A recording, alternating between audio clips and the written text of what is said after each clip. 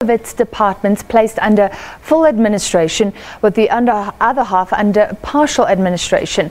This will now be under the guidance of national government. For insight on this and Premier Supra Mahumapelo's resignation, we're joined via Skype by political analyst Professor Theo Venter. Professor, thank you for being with us. Are the findings around municipalities perhaps a sign that if you've got very disruptive provincial political machinations, that can trickle down and it does affect service delivery on the ground? Well, there's a total contradiction between the legacy speech that Supra Mahumapelo gave yesterday with his early retirement cum resignation and what the Auditor General's report provides. It just doesn't talk to each other. And I think the fact that local government, all 22 of them in Northwest Province, are among the worst in the country, I just think it doesn't bode well for good administration, and it is kind of an outcome that we now see at the provincial level. Mahumapelo is no longer Premier, but he's still chair of the ANC in that province. How much power would he wield in that position if a new Premier came in? Well, being chairman of the party in the province, that is the power. The Premier is like a CEO of the province, the chief executive officer, if you want to call it that. But determining what goes on at the branches, determining what goes on in the regions and those kind of things, those are all the work of the political head of the party in the province. And that position Supra has held on to. It's not sure whether he will hold on to it until the weekend, because the NEC will have to decide on where to go with the Northwest. All the things that you mentioned so far will all be added to the discussion about is the Northwest ready for next year's election?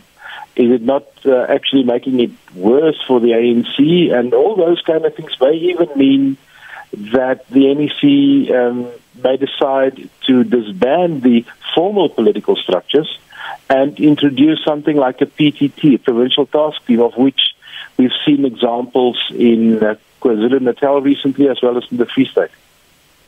So what is the political solution then? What should the NEC, the National Executive Committee, decide to do? Because he's already spoken about punishing those who led to his demise. And would you want somebody like this outside of the fold, or should you redeploy? What do you think is the best?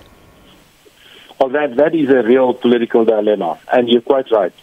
The threats that he made in his resignation speech were absolutely, without doubt, to his enemies, calling them counter-revolutionaries, which is a very strong word ideologically.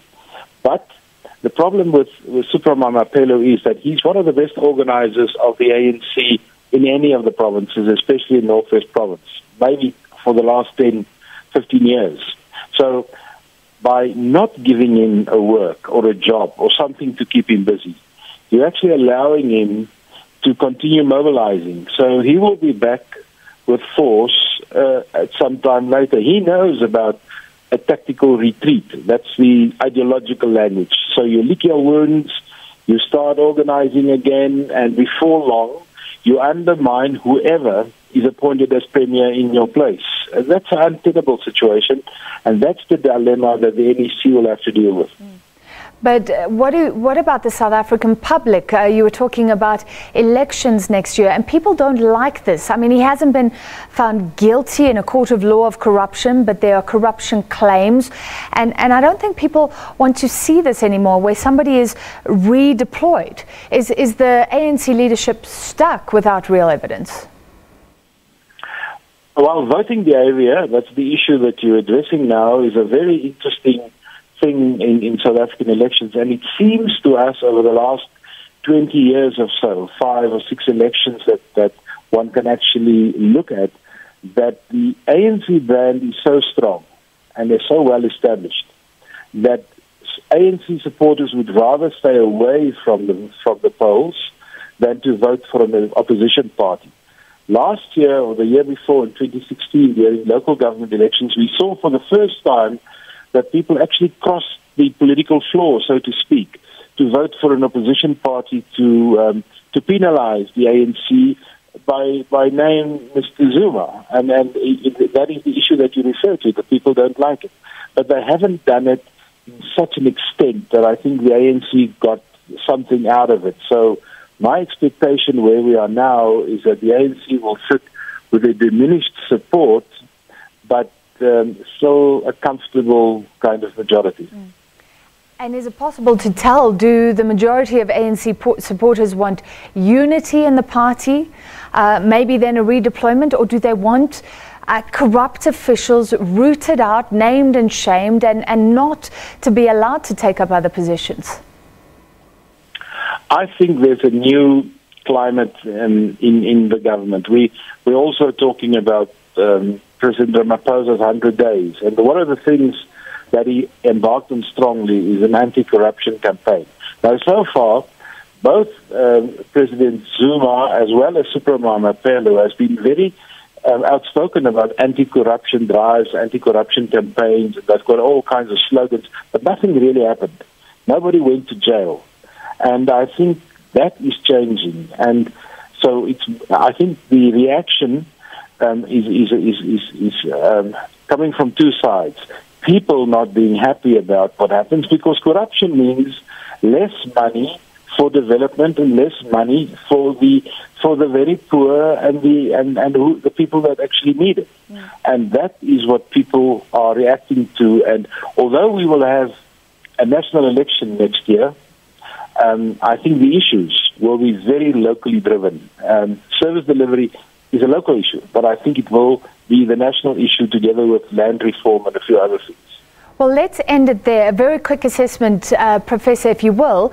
If the Northwest is a test of President Cyril Ramaphosa's leadership thus far in the first 100 days, how has he done? Yeah, I think Ramaphosa has done well in terms of what he had and the kind of support that he worked with.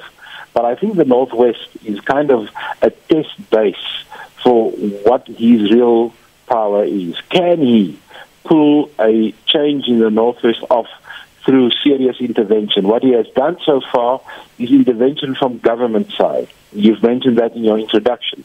But we still have to see whether he has the political muscle to pull the political side as well as the governing side off on this one. All right, thank you very much for your time. Professor Theo Venter, looking at the very worrying audit outcomes in the Northwest Province and the ongoing political turmoil, you could call it, in that province, still in limbo. We don't have a premier yet, and talking about the two centres of power, with Supra Mahumapelo still being chair of the ANC. Now,